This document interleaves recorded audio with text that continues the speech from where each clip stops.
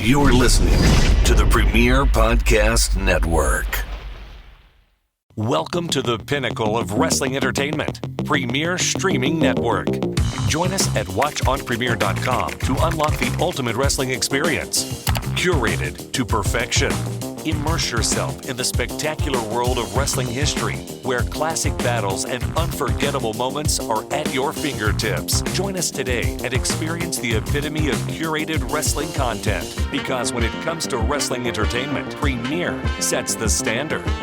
Be Premier.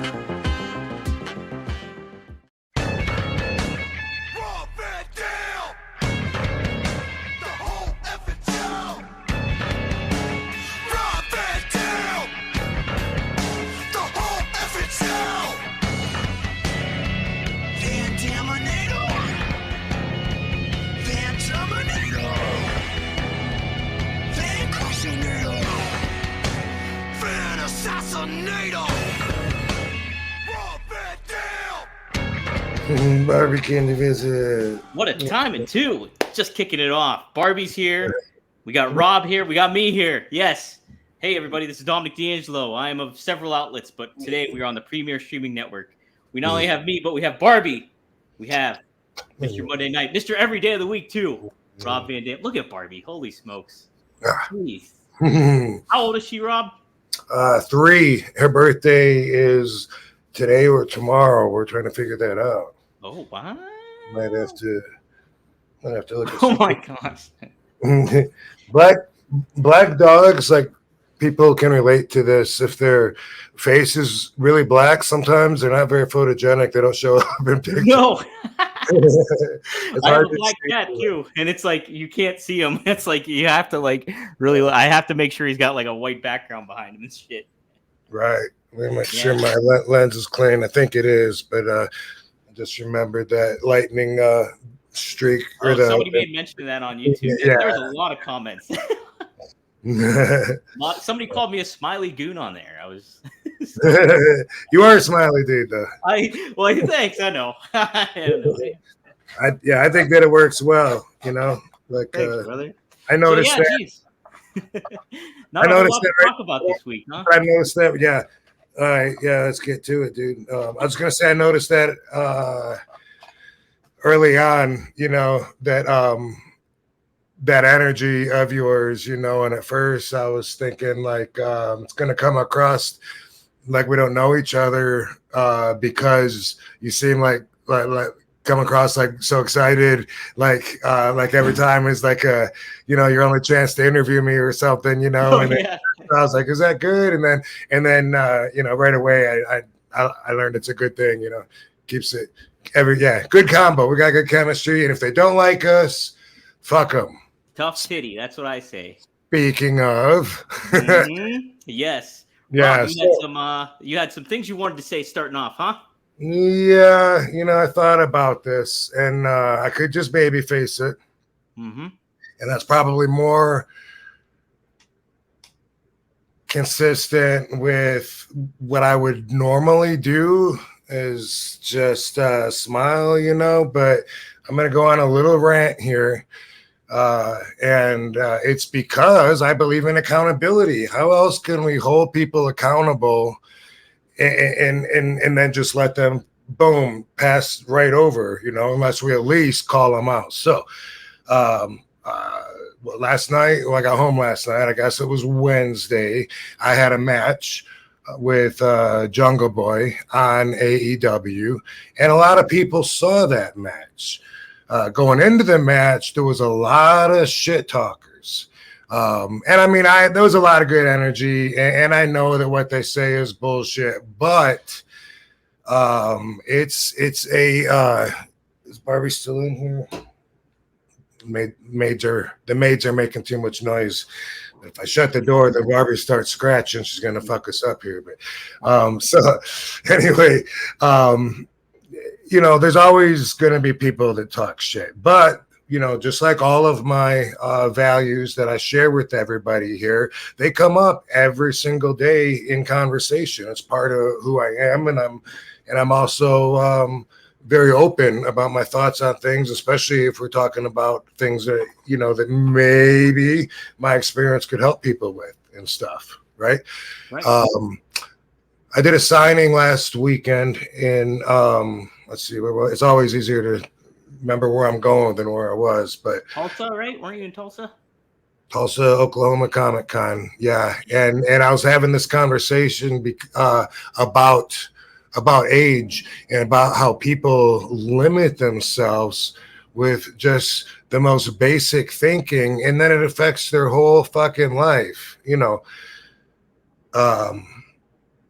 So anyway, my mind's going in a bunch of places right now. So we got this dude helping us. He's our agent, me and Katie's agent, at the table, helping, you know, with the line of fans and stuff.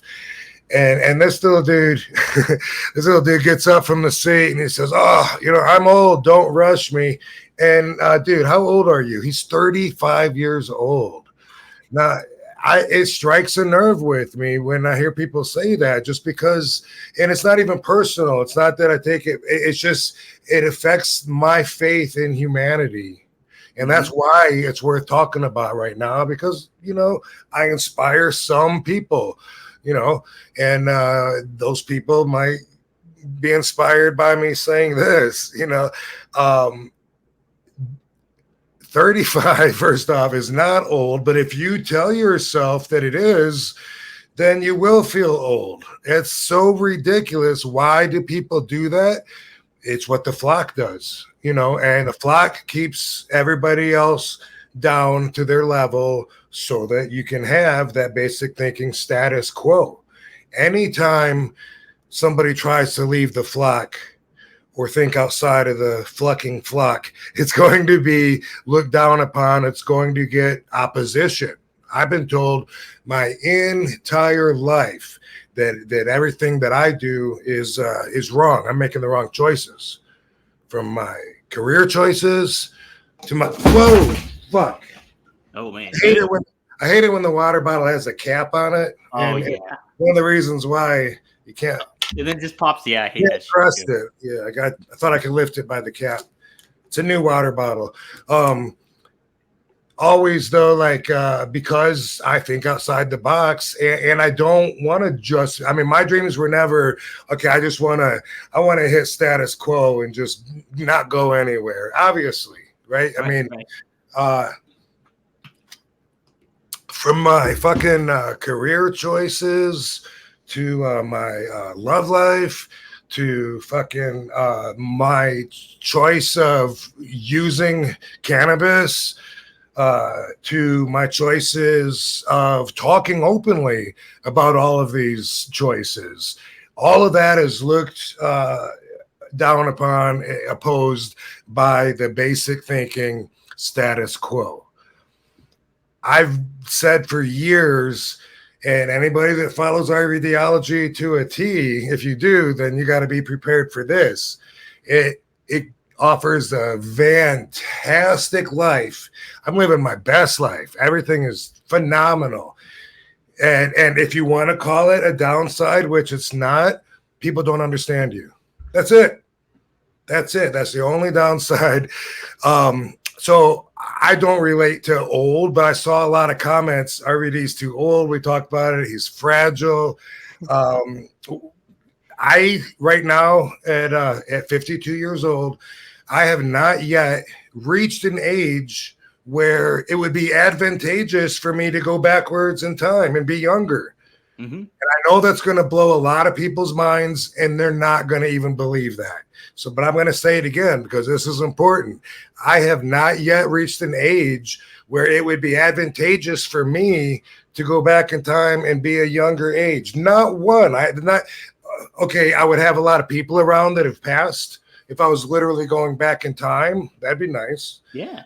As far as life experience, I just get smarter. I understand life more. I'm more comfortable with my relationship with the universe, with my commitment to make decisions, and with the impact that I have on everybody. You know, even I saw before the match. See, I haven't been on Twitter in days.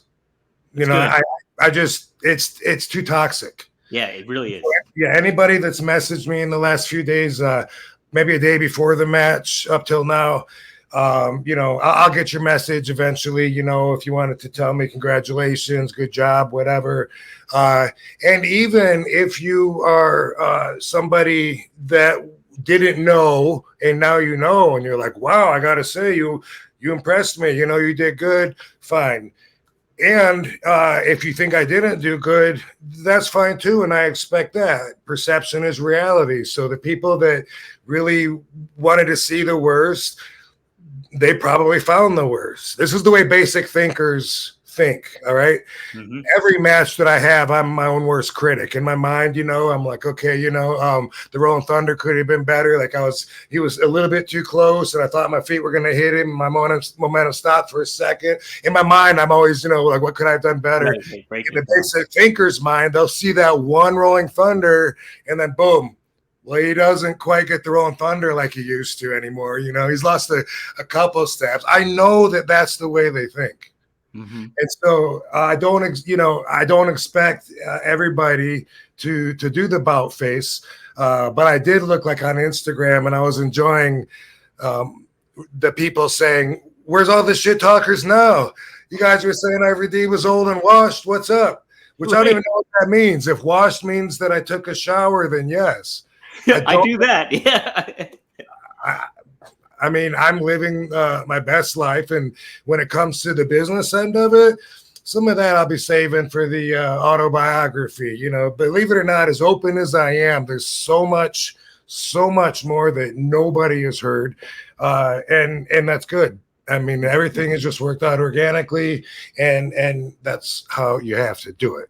Before the match, when I was looking on YouTube, I saw, you know, on Jim Cornette's little the thumbnail for his video. It's an animated RVD. I love that. They're always funny. Those are so catching. The animated they're like Hanna-Barbera kind of vibe, aren't they? But the style changes every time depending on that's, you know, maybe different artists or just a really talented one. But anyway, but I saw this guy, you know, I said, oh God, you know, let's see what he says about coming. And mostly his complaints were that he thinks the surprise was ruined. This was before my match. Okay. This is in between the you know, coming up, and he was saying he thought Jerry Lynn gave away too much. That was mostly what he was going to.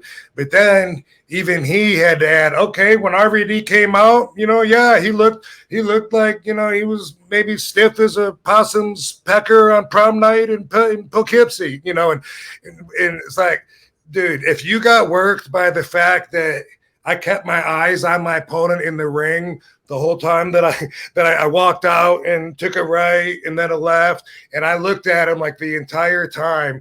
And if you got worked by that into thinking that he's as stiff as a beaver's boner in Battle Creek on a, you know, whatever, Jim Cornette, you can eat a dick. And if he feels different now and he says that, then that's all good. And by the way, everybody, you still have a chance to come back. Mm-hmm. All right. This isn't, you know, asking Jesus for forgiveness. And then that moment when you die, he says it's too late, right?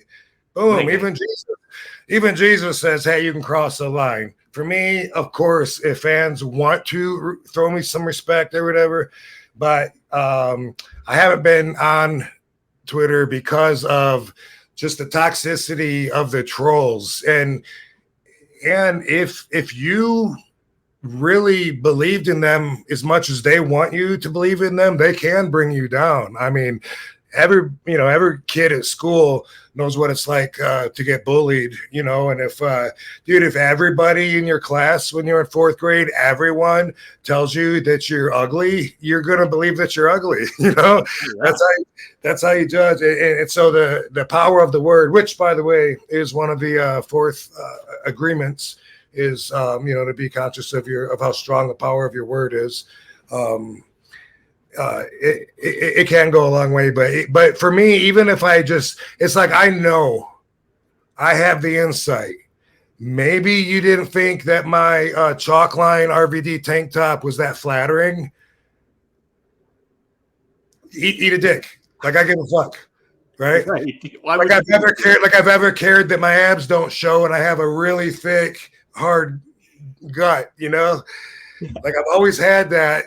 And then fans, you know, well, he's chubby. Come on, man. I've never been chubby. Right. Even when I was in TNA Impact, that's when some fans started saying, well, he is getting a little bit chubby. No, I have pictures, and I'm going to show some pictures of just this week. I could do it from 2010, but I take pictures every once in a while. Like I'm in the mirror and I'm like, hey, I'm going to keep track. You know, it's part of documenting whatever, you know, workouts, gains. Anyway, so I had the tank top on, and people are saying, oh my God, dude, how could you show up out of shape, this and that? Since I already know that I'm in fucking great shape, the best shape, how am I going to look at their comments other than idiot, right. idiot? You know, it's just, I lose my faith in people. That's really the damage it does to me. And I just start thinking like people are so toxic, and the whole Twitter society and social media and the existence of non-accountability, because it doesn't matter what the fuck you say, just get another burner account. You got 0 followers anyway. And the whole thing is just like, it lowers my expectations, which I try not to have anyway, but it lowers my feeling of just what standard people are. And it's almost depressing to think because I know what that kind of thinking does, you know. And I'm not just saying thinking RVD isn't the whole effing show is horrible thinking, but I'm just saying like overall, like this collective information and studying that I do from everybody's thoughts, from purposely trolling where they really just want to bring somebody down because their happiness hurts them somehow. Right. Lowest form of person there is. That's gross, you know, and maybe even have a reason, you know. That's like vindictive people, you know, like hey, whatever, dude. I remember one time having a talk with a friend of mine that's vindictive, and we were talking about how my evil ex ended up marrying the handyman in my house, you know, that put the fucking changed my toilet out to have my awesome Japanese bidet in there and do all this work and shit. And my friend said, dude, I'd put in some bad reviews on Yelp on that guy.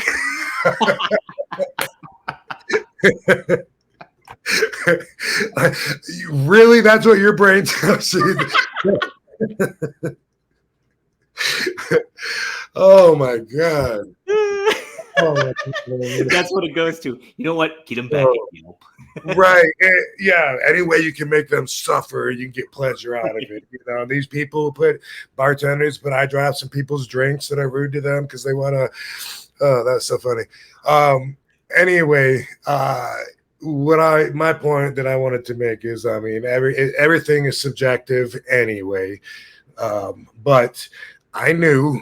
And show him the picture, Dom. This is a picture that I took in my gym in between when I did my appearance in my tank top. And it was actually, I think, 1 or 2 days before the match. And even that smirk on my face, I'm like, these guys are so fucking stupid. Right. So, yeah. And if you want to say, oh, I did some kind of crash fucking diet in a week, I have another picture taken exactly 1 month prior to August 9th, which was my match. And that is the July 9th pictures. Dude, I have these on my phone sometimes, you know, and I have them all the time and shit. And that's what I look like, 1 month ago. And I have some from a few months before that, whatever. So my point is, you guys are all idiots. If you can handle me saying eat a dick, and you still want to come back around, then we're good. That's pretty much all I can do to have him be accountable. And I appreciate all the support. I had a fun match. It was a great night. And for those basic thinkers, by the way, let me add this. I'm always trying to tell you, I understand the way that they think. I'm 52 years old. I'll be 53 in December. And after my match, because basic thinkers are like, well, bro, there's no way you can tell me that he didn't fucking have a hard time getting out of bed the next day, bro. Come on, man. You admit it, bro. All right. After the matches, Katie was with me. We had a lot of good brother time with friends. Yeah. I got close to 4 hours sleep, a little under, and then went to the airport and then flew home. Had a shitty travel day because of delayed flights, and then got back last night. Guess what? I feel great, just like I normally do.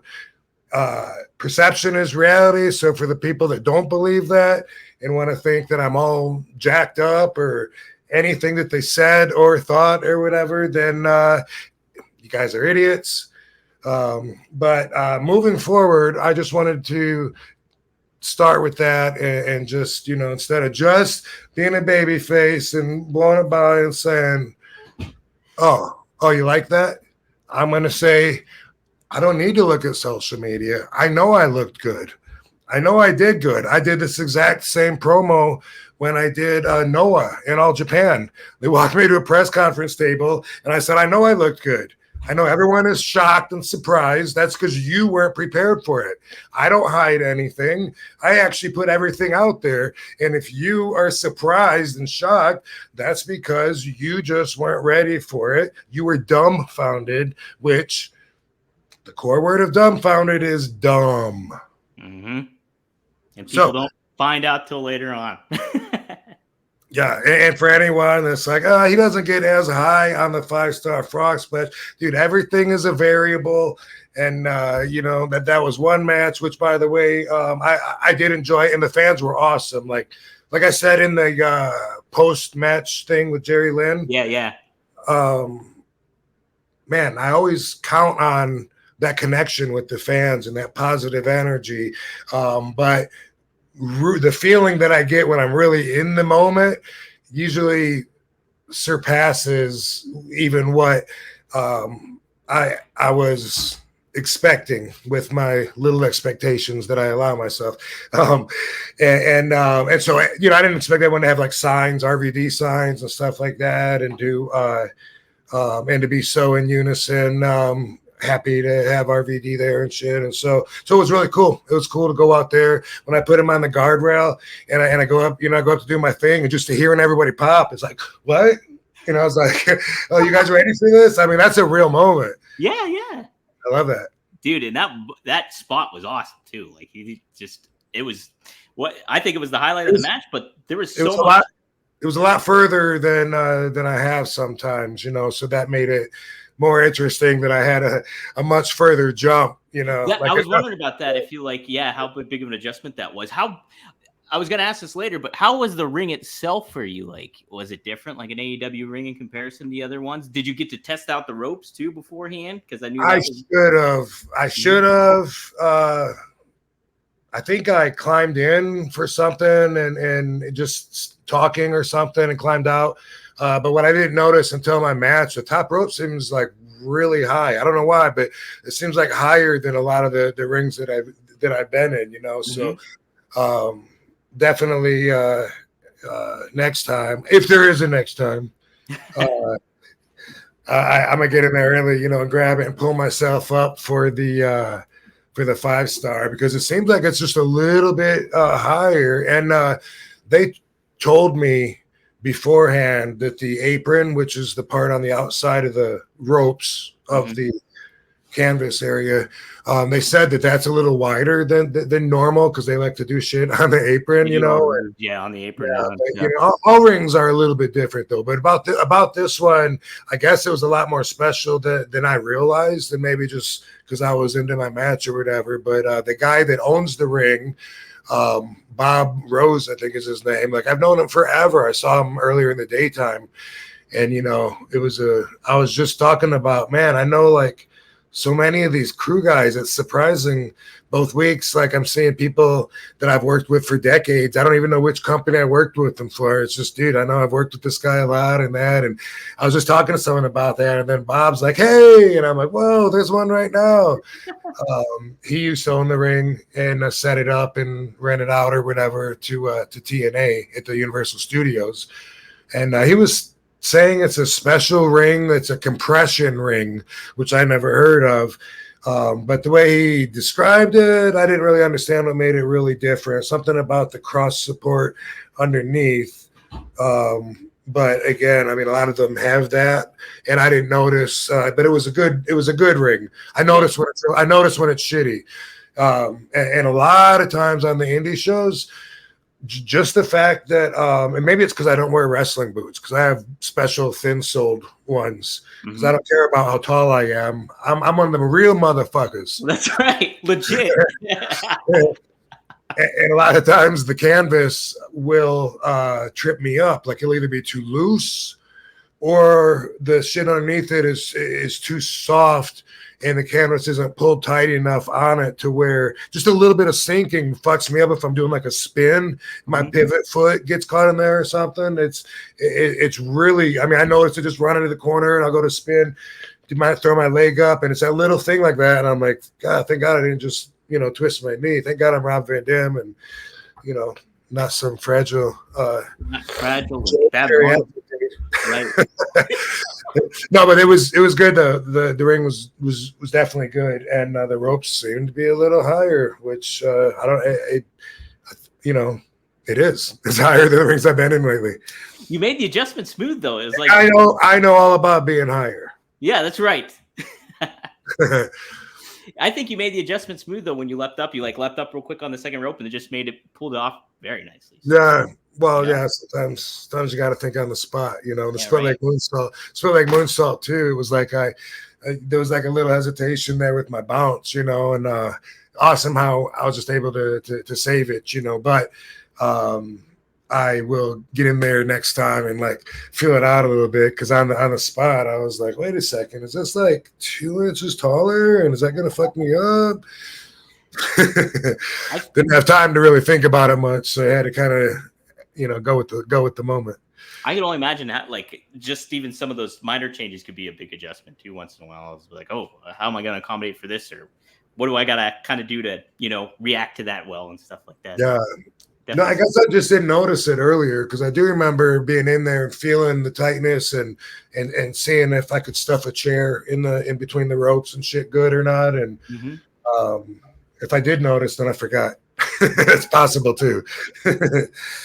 Now, if I had one criticism, not of the match itself, but the production, television, presentation standpoint of it all, I wish they would have let Walk play a little bit more. I know they're tight on time constraints and stuff like that, but it was like I wanted to hear Walk more when you got a little bit more of an opportunity for you to walk out to the ring.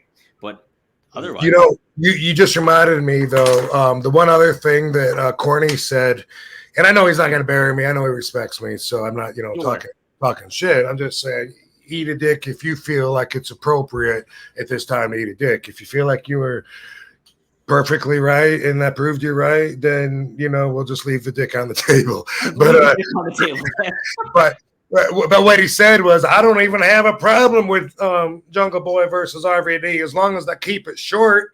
And keep it short, I guess he's saying, as opposed to a normal match, because this isn't a normal match. It's a match with a guy that's in his 50s. I'm assuming he's saying that's what makes it not worthy of a regular timer. So that's what I wonder from Corny, is if he feels the same way about that. Yeah, well, but I wonder enough to lose sleep over it. But while we're talking about it, and while a lot of people are listening, that's meant for a lot of people, as far as what they were wondering and how they feel now and all that, because I mean, come on, obviously I made a lot of people eat shit. And then, I'm sure when I get on social media or when I get on Twitter, I'm sure there'll be those that just doubled down, What? He was out of shape, man. You're crazy. He couldn't even fucking move. Well, I will say, from what I saw on social media and stuff like that, the majority of what I saw. I don't think I saw anything negative at all. Majority of people love RVD. I know Right. that. Mm-hmm. I know. So the feedback was very good. People were like, "Man, he's proving motherfuckers wrong and shit like that." And so very good. Well, I do have a list of questions that I wrote out. Let me see if I can pull that shit up. But let's I did want to get your opinion. I posted this. Now you mentioned it, the backstage little segment with you and Jerry, and I added a little bit. Name this buddy cop film. And we got some pretty good feedback on this. That's funny. So I'll give a few of them here. You pick what's your favorite one. Jerry even chimed in on this. So the whole effing force. Okay, get that one. JL and Mr. Green, I think could be a little bit more original, a little bit maybe, but I see where he's going. This is the one Jerry liked, or added to at least. He added to it. Okay. Somebody said 420 plus one, and he was like maybe 840. Right. Yeah. Then we got Battle Creek 10-4-20. I kind of like that one. So they even give a location. So if you had a place, that would be Battle Creek, Michigan. Broken Joints. That's funny. I think this is my favorite. I think is High. That's pretty good. I like that. And then we had a litany of it. Did I get the other 3 in here? Did I get this one? Yes, I did. The Effin' Cop Show. Smoke and Mirrors. I like Smoke and Mirrors a lot too. And then to Nick Nolte tribute here, the 420 hours. So why is that a Nick Nolte tribute? 48 hours. Him and Eddie Murphy did the 48 hours buddy cop film. So no, how does 420? Okay, I get it. I get it. Yeah. So they did the 48 hours film back in the 80s. Because if they would have said 420 hours, we wouldn't have, I don't know. I get it. It means the same as 420 hours, right? But then it wouldn't have, maybe would have been harder to understand. Would have been harder to get. Yeah. And I've seen that so many times, that movie. Did we all? Yeah, right. You can't beat that. That's a good that is a good buddy cop film right there. Yeah. Mm-hmm. All right. Well, my questions here. Let's see what I boom. Go to this one. Doesn't feel like a Friday. It feels like a Monday. I know it really does. Ooh. It really does. All right. So let's take a look here. Yeah, just overall, how did it feel about getting back in a wrestling ring on national TV? It's been 3 years since Impact. So feel pretty good overall, Rob. Yeah.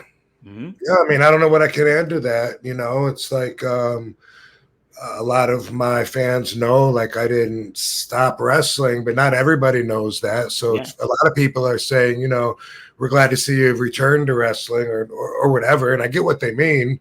But for me, it's not that much different, except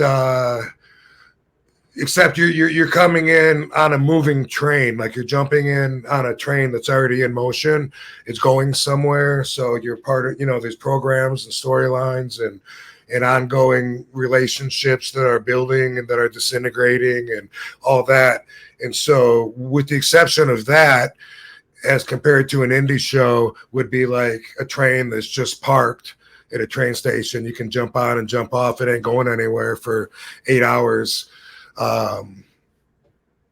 That's what's different, is that people are watching it, they're connected to it because there's a lot of people on the train. I feel like I need to train. Get it? But it was cool. I mean, it was cool, and it reaches a lot more people, obviously. So that's the most important thing, and that's obvious from the chatter. The chatter that I get going down there. What'd you think of Jungle Boy's work in the ring? I thought he was really good. I thought he's I saw him when he was training. I told you that, right? Or no? We talk about that? Or no? I don't think you did. Okay, so when I lived in LA, Katie would train at this wrestling school in LA called Santino Brothers. Yeah. Mm-hmm. And sometimes I would go there with her and mostly just stretch, while everyone's working out. And Jungle Boy was there, so he was training and stuff. So obviously he's come a long way since then. But yeah, dude, he's comfortable out there and smooth, fucking timing, relaxed, boom. He cheated, bro. What do you want me to say? I'm still upset about that, actually. Also, I met him when he was a little kid. When I met his dad, Luke. Yeah, Luke was a wrestling fan, and so when we were at the Staples Center, it was probably 2001. I remember, meeting Luke Perry and his little kid. Yeah. Oh man. So yeah, he's got the RVD influence in him early on. Oh, he did give a little reaction to your point. He kind of dug it. He complimented you, but then he put himself over, obviously. So this is what he said on Twitter. To all the losers on here who like to talk shit without having done anything in their lives, RVD is still a world-class freak athlete, one of a kind, amazing professional wrestler, and beating him cements my legacy as the greatest FTW champion to ever live.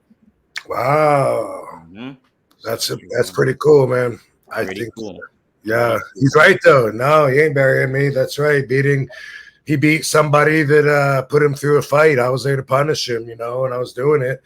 And I think it went well, and I think that definitely that match elevated him. And you know what? It elevated me too, because a lot of people thought I was in a wheelchair. Fragility. Your poor fragility. Think about it. That match elevated me because now people know I can fucking work, that somehow thought that I was gonna be like their grandpa. There's nothing in my life that's like your grandpa's. Like I said, not my love life, not my usage, not my choice of values to share, not my educational information that I like people to have.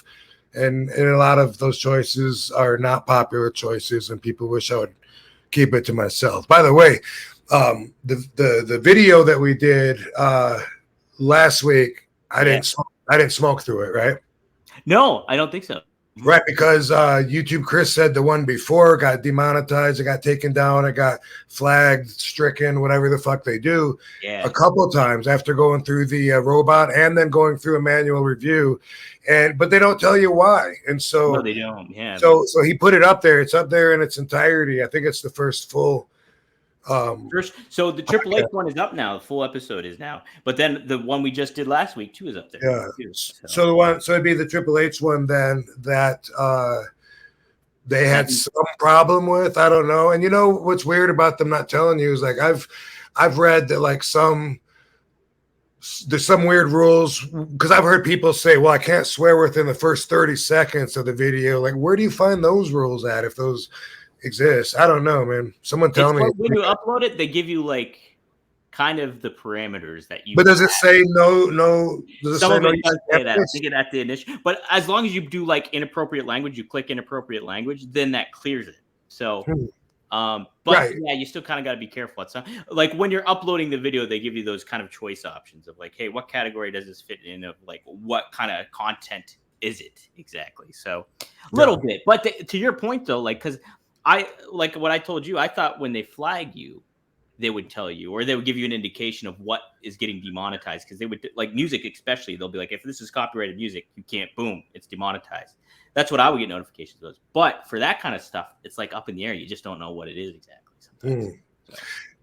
Weird. I mean, it's not even illegal or immoral in any way. I wonder. So if we did an episode on cannabis, I wonder if that would be flagged. Just, you know what? It very well could be. I think. I don't know. Mm-hmm. Well, hey, while we're talking about it, some of the social media posts that I read that I would have thrown into the toxic category, Katie kind of straightened me up on. And when it comes to smoking, like, I think it's 2023. If you believe that anybody that uses cannabis has nothing to say of value or relevance, that's on you. I mean, you're an idiot. But that's how I feel when somebody, like, no matter what I do or whatever the video is on, they'll just say, go home, Rob, you're baked. You know what I mean? It's like, yeah, that's the dismissive thing. Yeah. Yeah. And I take, you know, yeah, it's stupid. You know what I mean? And so I just wanted, I mean, like on these videos, sometimes we'll go a couple hours. I'll smoke 2 complete joints down during the interview. And I mean, I'm not smoking the weakest shit either, right? Yeah. But do I get fucking blitzed? I can't ever tell, Rob. And honestly, when you said that, I don't even know you're smoking 2 joints. Like, I just don't.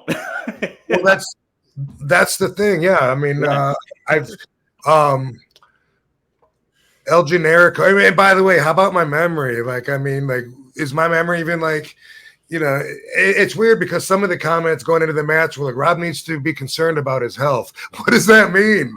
What does that mean? Is that because of the lungs thing, because of the cannabis, or is that, you know, like these idiots on social media, because of them, because of the ones that will just spread gossip instead of the truth, or even giving a fuck if it is the truth. This is what my legacy is going to go down as. All right. I'm going to be an addicted drug user that's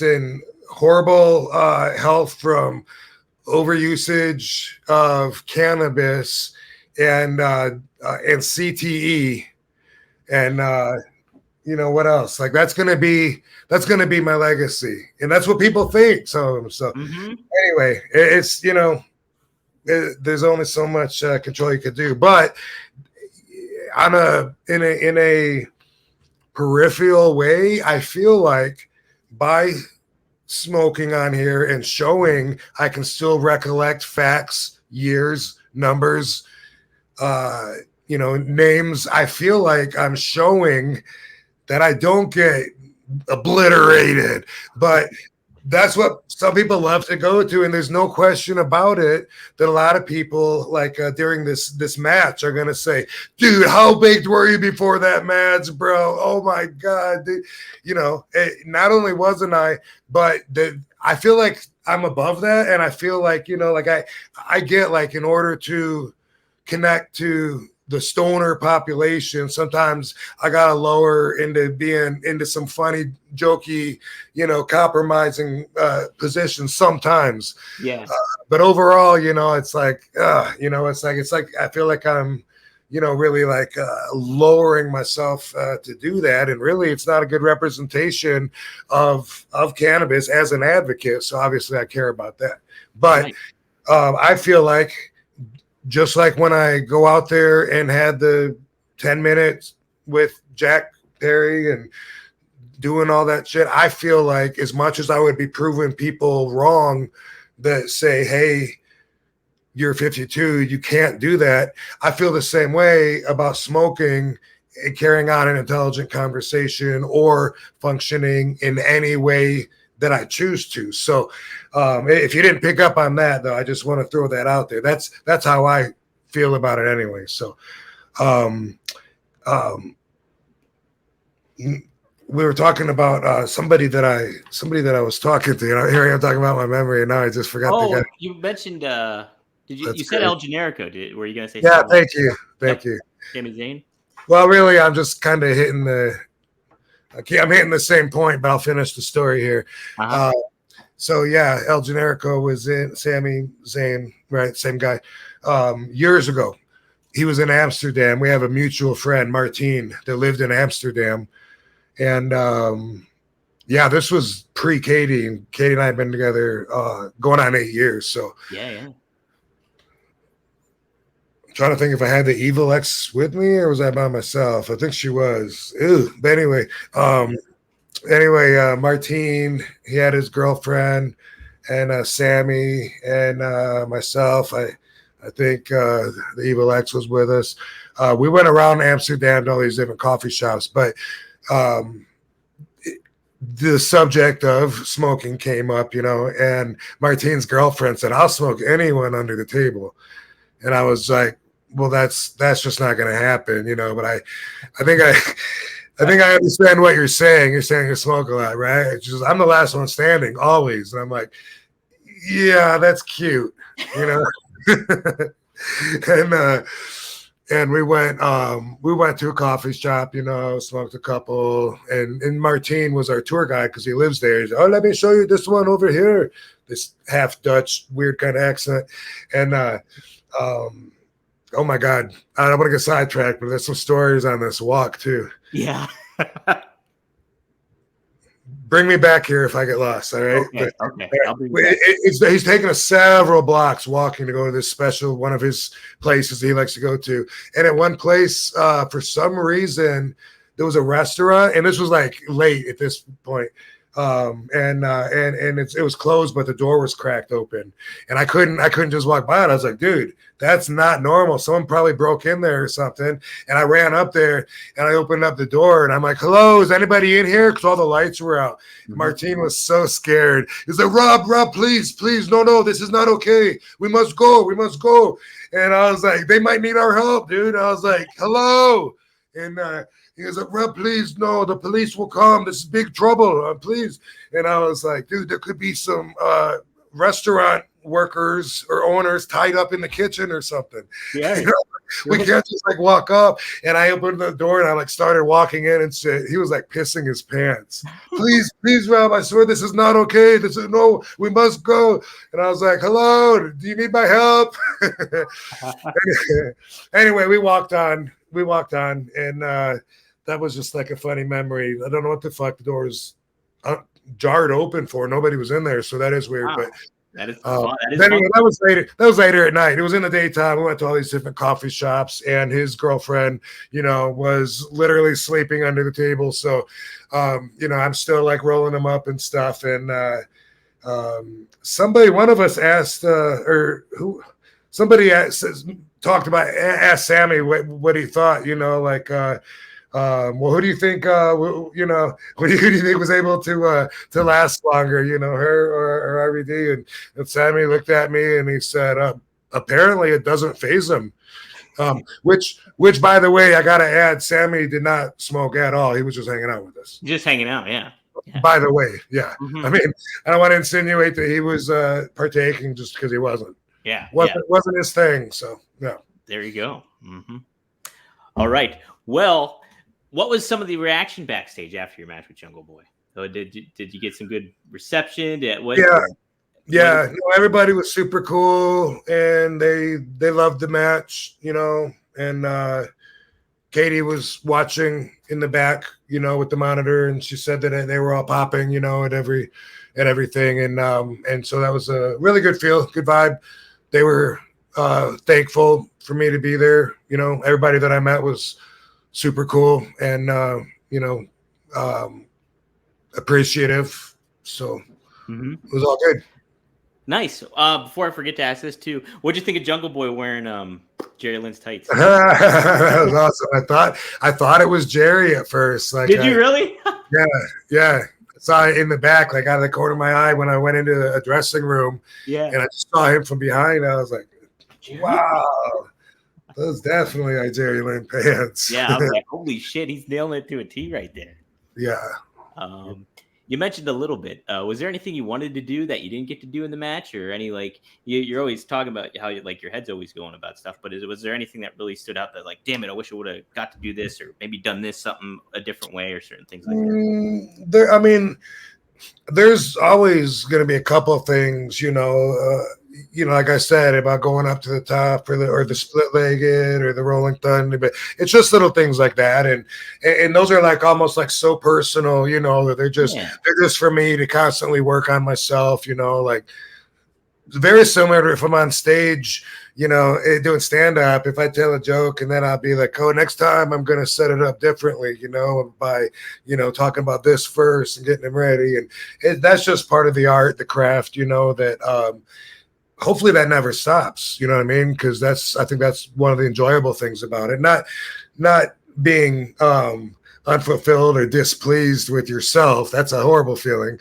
But when it's just, you know, when you're pleased and you just can find the ways to make it better. Katie doesn't like me watching her matches sometimes because I'm, you know, I'm going to critique it. Like even everyone else will fill her head up with bullshit, you know, and just be like, that was amazing, you know, and maybe it was, you know what I mean? And she's still like getting better and better, you know. And last match that she had in LA, best match I've seen her have, was really good. And that's, oh yeah. Yeah, and she's wrestling for the same group in September 9th, no, September 10th, one of those days. And it's or is it the 23rd? Something's the 23rd too. I don't know. Anyway, it's UWW, I think, and it's like all women. Melina was one of the commentators. She did a really good job. But anyway, but yeah, I mean, I was proud of her, like watching her match and stuff, you know. But it's like, if I had any advice that I thought, you know, might make it even better, would you want to hear it? You know? Well, hey, if anybody's going to give the, you know, the feedback, it's you know, like, yeah, why the heck not, you know? Right. What did Tony Khan say to you afterwards, after the match and everything? Did you get to speak with him after the fact? Yeah, he was very thankful. Mm-hmm. Nice. Yeah, very thankful. He loved the match. He said it was awesome, and it was awesome having me there, you know, and you know, see you next week. Just joking. No, I'm just gonna clip that part up. Right. Just troll people online. Take that, trolls. Yeah. That's it. So you kind of mentioned it too. People were backstage, you know, watching on the monitor and stuff like that. Did you get allegedly? Because it's hearsay from a reliable source. Yes. Mm-hmm. Did you get pretty much the same vibe that you did backstage from this week to last week? Did you find a little bit more stuff that stood out to you, or was it just like kind of, you know, hey, still the big kind of feel, but like not, you know, small promotion either, like good dynamic overall is kind of what I'm getting at. Yeah, no, it was all good. It was all good. You know, good vibe. The boys seem to be happy there overall, you know, and because they have a lot more control if they want it, then they care more, you know. So sometimes they might come across as it's not just fun, but, you know, they really have plans invested, and sometimes like fairly long-term, impressively so, plans that they're able to see through, you know, which is really amazing. And some people don't necessarily want that kind of responsibility, and that's understandable as well. So it's a little bit of mix of that, which might affect their vibe a little bit, just in the amount of like the job that they have to do. Like some guys, you know, might be a little more assertive, office like, you know, but everybody's super cool. Except this one guy was such a dick. No, I'm just joking. Yeah, let's hear it. Yeah. It was Jerry, wasn't it? It was Jerry. Oh, God darn it. It's always me. Dang it. Who else did you get to interact with backstage that you didn't get to the week before? Or anything? Anybody?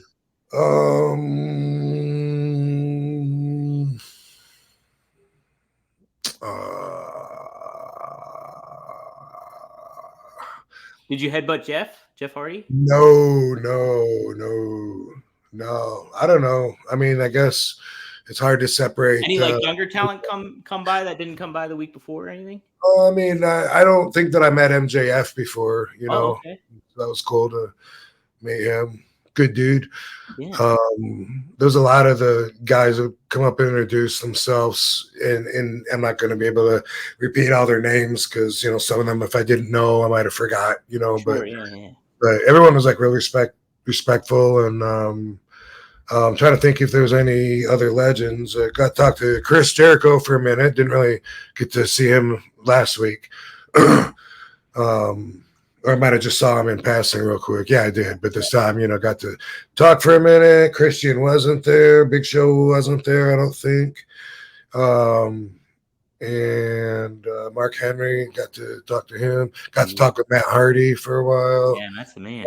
Yeah. And, you know. How about somebody gave you some praise on there too. Let me pull up the quote. I actually snipped it. What an ovation Rob got. And let me tell you, he's one cool son of a bitch. He's so laid back and so cool, and it's great to have him there. Nice. Tony Well, that. Oh, they yep. nice. Nice. So, awesome.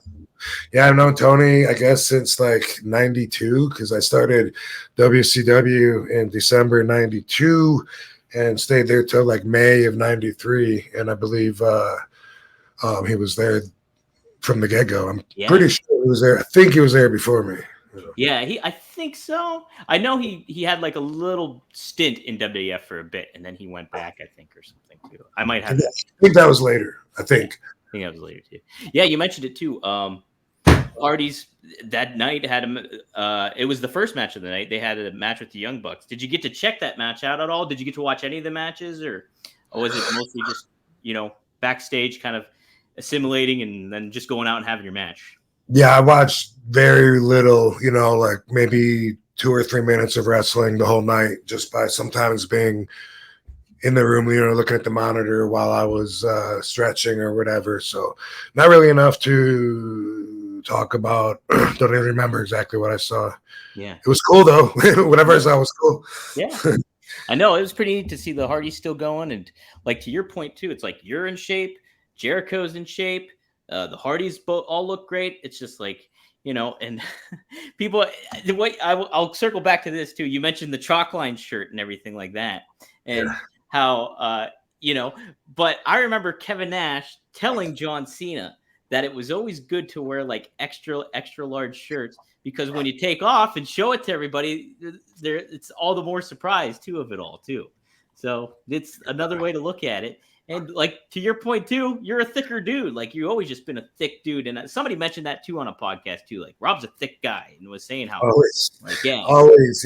And if you talk to any wrestlers that have wrestled me, or if you hear them talking about me like in interviews or whatever, they've always said that, that I'm like, I'm always told that I'm hard like a rock. Like, people, when they touch me, they're always like, damn, because I'm hard and thick, and because of that, I've always been heavier on the weight scale than I look. Which, by the way, for anybody that's looking at my pictures, or that just saw that I'm in condition, because some of the people are like, man, I saw one comment said, man, RVD dropped mad weight. No, I didn't. Just so that you know, I'm within 5 pounds roughly of what I always weigh. So it's not that, and it's just your expectations. And if there was a reason to, maybe in the book or whatever, I could show pictures like all through, like even my Impact run, when people, some people actually think that I was out of shape. I've never been out of shape. I've never been a chubby. As a matter of fact, I've never even tried to lose weight. My goal has always been to put on weight and to try to get bigger. Mm-hmm. And then like the last few years, like I don't know how many years ago, but I just don't care, so I don't fight for that. It's more of just maintaining now, which according to the competitive spirit, if you're not always trying to be the better you, then you might as well be dead. No, I'm comfortable with the word maintaining, although I'm always making results in different areas. So maintaining really is misleading. But as far as my weight goes, I'm not comfortable if I start seeing it anywhere close to like 225. If I see like 227 or whatever, I'm like, I better start eating a little bit more. And then, like if I get to 237, then I'm comfortable. But as I clean up my diet, just through living long and learning more about, avoiding sugar and this and that, and a lot of prep meals, and for a lot of reasons, I always knew I would just focus more on that part the older I get, because it would just come naturally. And as it does, then I don't mind if I see 230, 231. I'm still not real comfortable with that. But a few years ago, I would have been, oh no, I want to be 240. Rah. Yeah. Now, was there like when you bulk up or like when you feel that you're putting on muscle mass or anything like that, is there a threshold where you're like, this is a little too much? Like it's kind of throwing me off my game a little bit, or is there? It's just you mean like in the ring or something? In the ring or anything like that? Yeah, like where you're It's just so like much work.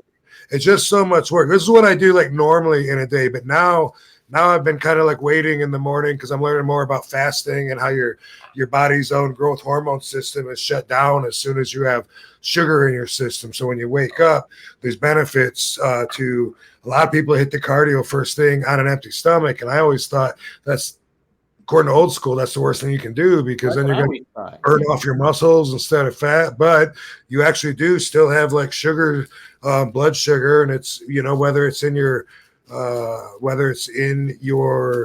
your muscles or your fat or your liver, either way, you are still going to have some in there that you can burn off. So if you add to it, then you're not going to burn off what you already got. You know what I mean? And there's an order that it burns off too. So anyway, there's a lot of things that I do that are a little different, but normally though, I eat,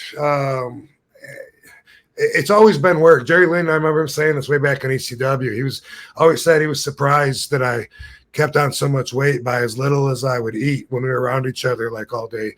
But I try to get 50 grams of protein as close to it as I can in each setting. And I do that like 6 times a day, like 3, at least, 2 or 3, sometimes 4 times a day. It's going to be protein scoops, 25 grams per scoop. So I do 2 scoops, and I do that because I dry scoop it. That's how I do it, and then rinse it down. But I do that in between my meals, and I get 3, 4 meals sometimes more if I'm up a lot, but that's probably like what I average is probably around 300 grams of protein a day. But then, that's just like an old school rule of thumb of what I do. And that's a lot of work even, Yeah. Keep being mindful of all that, especially too when you're on the road. It's got to be fucking tough, All right, so the questions people have been clamoring about here. So is it one and done with AEW? Is what a lot of people ask. Is there more to come, or is it just a we'll see kind of aspect for you, Rob, with All Elite Wrestling? Well, was it talked about between me and Tony about me coming back?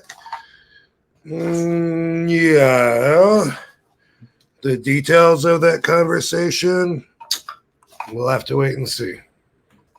I like it. Yes, the air of mystery. I love the air of mystery. Just leave it up to me. See what happens. We'll see. Any other thoughts you want to give about AEW or your experience or anything that I might have missed that I didn't cover? Stand out to you that you're like, oh shit, yeah, I want to definitely mention this or. Yeah, everybody that all the marks that think that RVD should be experiencing every AEW wrestler turning their back on me because I said all petite wrestling, eat a dick. Eat a dick. That might be. I don't give a fuck. I don't give a fuck. I doubt they give a fuck. Right. Someone said, "What about his heat with the Bucks?" What heat with? That's what I thought. I was like, that guy that called me a smiley goon. He was like, "Why isn't he asking about the Bucks?" And I was like, "Why do I ask about the Bucks? I didn't even know there was an issue." Do you know what that is about, or no? Because I can fill you in. Online, yeah. Tell me, because I wasn't. No, it was just I said something about how when they walked by me.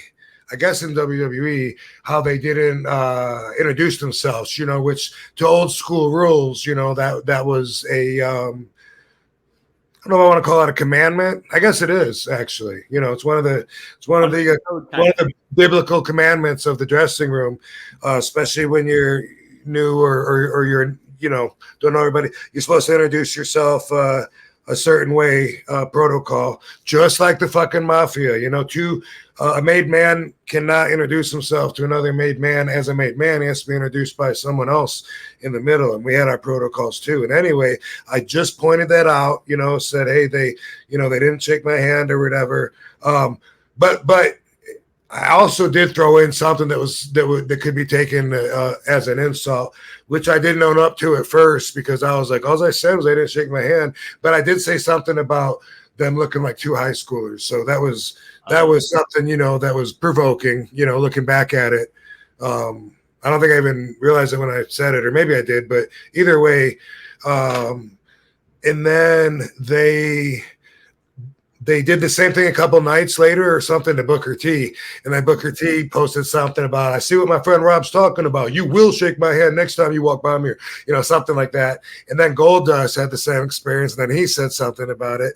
And then I saw while these two guys were in Japan, they're doing one of them is doing the RVD thing when they come out, and the other one's doing Booker. The Booker, the lifetime. I thought that was great. Yeah. That's the whole heat. Yeah. Yeah. Okay. So that I know of anyway. It's just like, oh man, people got to get over this shit. I thought that was great that they were capitalizing on it like that. Right. They lean into it. They do that with the other stuff too. Like, any tension with the FTR, not FTR, CM Punk and stuff like that. But it's funny shit. It's like, hey, it makes it entertaining for the fans. Yeah. Why the heck not? Yep. Cool, Rob. Let's hold off on the Randam match, but we will tease it. Let's tease it because YouTube Chris put it out there, and it's going to be a cool one because it was one that was an anniversary when you first showed up in AEW. It was 27 years to the day that the stretcher match happened. So we'll be discussing the stretcher match probably next week. We'll see what happens. And of course, Tony Khan was at the stretcher match, and he wanted me to very much to know that it was there and that it meant a lot to him. And that it elevated me. He said that was a special moment in my career elevation as well. And I remember that match as being my favorite at the time. So very cool. Yeah. Super cool. Which by the way, I think we've been on almost an hour anyway. We talked so much at the beginning, like we don't need an RVDology at the end. So don't worry about saving time for that one. Usually we do these things longer, and probably after this one, we probably will again this week and last week. We did short because of schedule conflicts. Sometimes it be that way. Sometimes I was going to ask you too. The elephant in the room I was going to address is 2 weeks from now.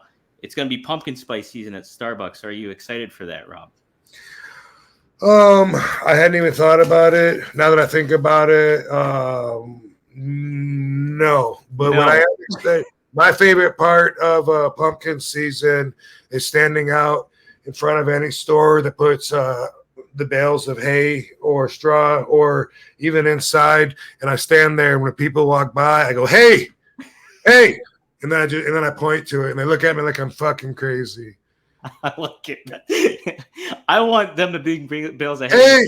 Hey, look, hey, look, hey. Yeah, they walk by and they like check in their pockets, like, what the fuck is this guy talking about? I'm like, hey, man. Yeah. Are you it's Katie only funny to me. It's never funny to my companion ever. They don't like. Katie's had to put up with it for years and years, and my evil ex had to put up with that. I think I've probably been doing that since high school. Me and Dango used to do that. Yeah. when your companion doesn't like it, you almost have to kind of lean into it sometimes. Be like, it's funny. It's just funny. Are you and Katie Halloween people at all? No? She would be if I wanted to be. You know what I mean? She loves kids, and I love seeing her with kids because she's so happy. And even in Tulsa at the Oklahoma Comic Con, man, when some babies come by, she's like, "Oh my God, he's so chubby!" She'll pick them up, and she's like, and she's just loves on them for like 10 minutes and stuff, and it's awesome to see her so happy with that. For me, one, I don't want anyone coming to my door. You know what I mean? Like, fuck no. And man, don't mail me shit either. You're not going to see it again. That's right. It's just not going to happen. Don't do that. Also, I figured this out years ago. It was when I was hanging out with David DeFalco.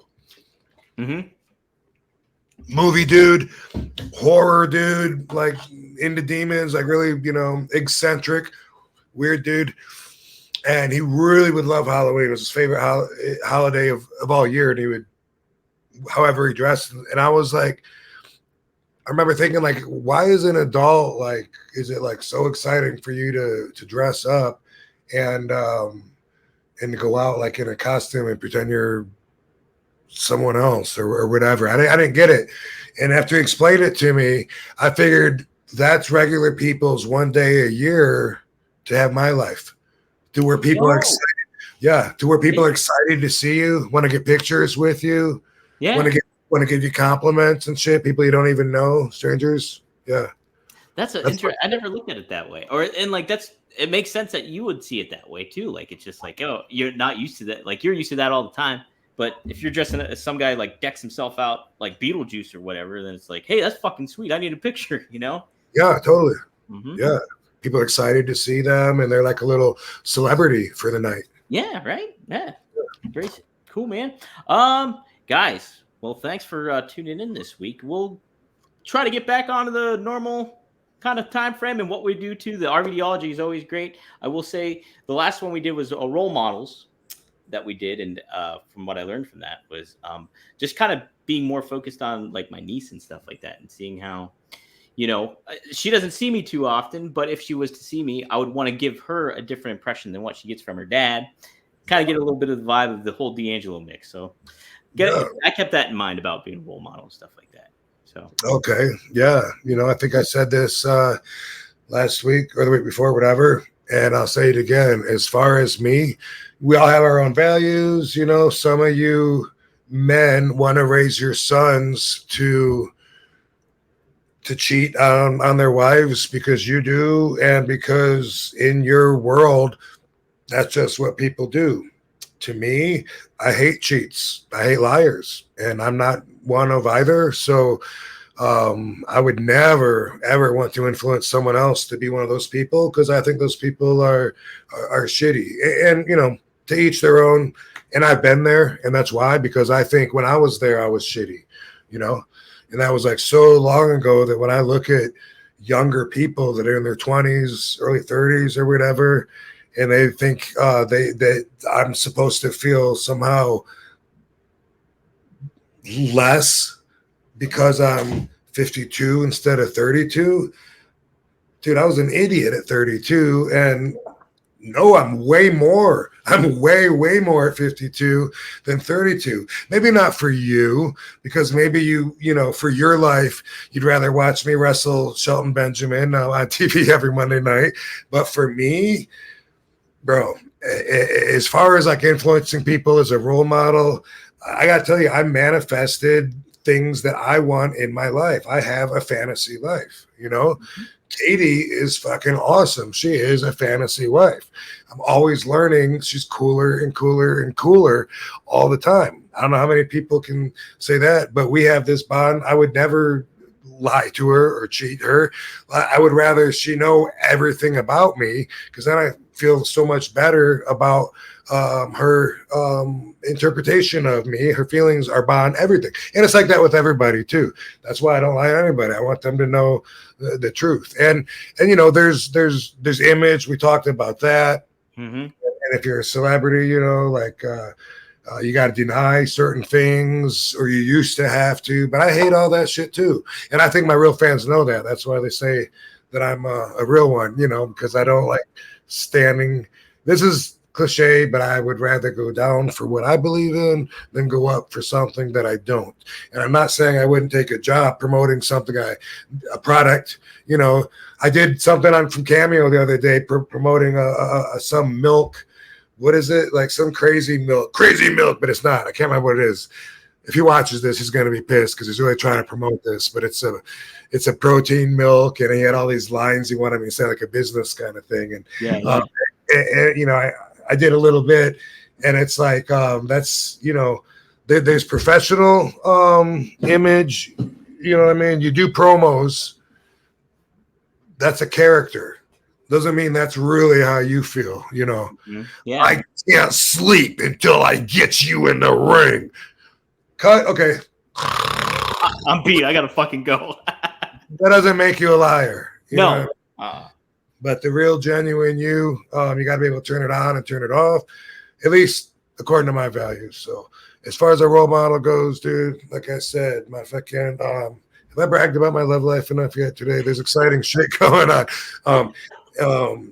My career, and you know, even bringing the world around to where marijuana is legal, because I didn't want that because RVD just wants to get baked. I want that for the better good. In fact, if me stopping smoking marijuana would make it so that everybody that needed it for their illnesses or life quality could get it, I would do that. I don't expect many people would. And again, I don't expect everyone to believe this or that I felt fine after my match or anything else that they don't want to believe, because you know, their skulls are impenetrable, and we don't want to disrupt that status. Don't want to. No. If you want to keep basic thinking, keep basic thinking. That's it. Yes. Mm-hmm. Be you. Yes. By the way, even that video of Be You, sometimes when they leave like really shitty comments, I wonder, like, did they read any of the other comments? You know, like I did the split, and I was blown away by how many people said, Rob, this hit me perfect timing. I really needed to hear that. Like I touched a lot more people with that than I would have expected on all the platforms. Overwhelming people saying, man, I really need to hear this, man.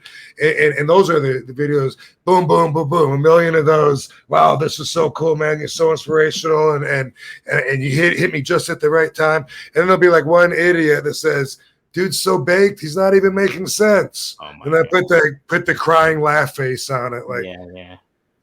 Why? Like, why even do that? Yeah, that's if like if it's making sense in 100 people, 500 people, one guy doesn't get it. Yeah, like, don't you think maybe it could be you? Like, you don't understand it. But anyway. That's why I throw that out there too. Well, cool, man. Anything you want to promote before we split on out of here? No. I think we're good till we get together next week, Dominator. Sweet. It sounds good. Guys, if you like what you're seeing, go to the Premier Streaming Network. You can get it early, but you can now get all full episodes coming up the following Monday or the week after at some point on YouTube, on RVD's YouTube. Just go to rvdpod.com and it'll take you right there. So, guys, thank you for tuning in this week. And Rob, I think if they don't like what they're hearing and stuff like that, we can just say, hey, eat a dick. That's really the takeaway from today. I think it is. I think, you know, Jerry, what's the guy's name? Dang it. Oh, what's his name? Not Jerry Lynn. Dang it. Not Jerry Lynn, but Jerry Springer.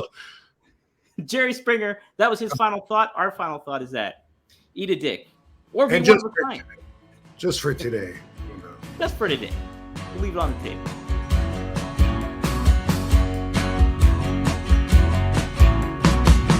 I was waiting for some kind of sign, some kind of indication I was wasting my time. I got myself up out the basement. I faked it long enough to say I made it. I was patient, I put up a fight. I kept saying to myself, oh, the future is bright. I confronted everything that I was faced with and put it off another day. I don't know why I don't start, but I can't quite seem to open up the communication.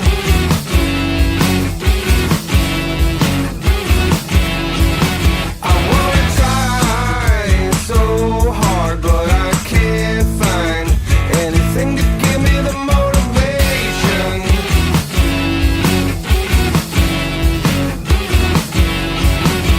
I took medication, went under the knife. I tried to straighten up, I even took your advice. I honestly and humbly engaged in my slow and steady rehabilitation.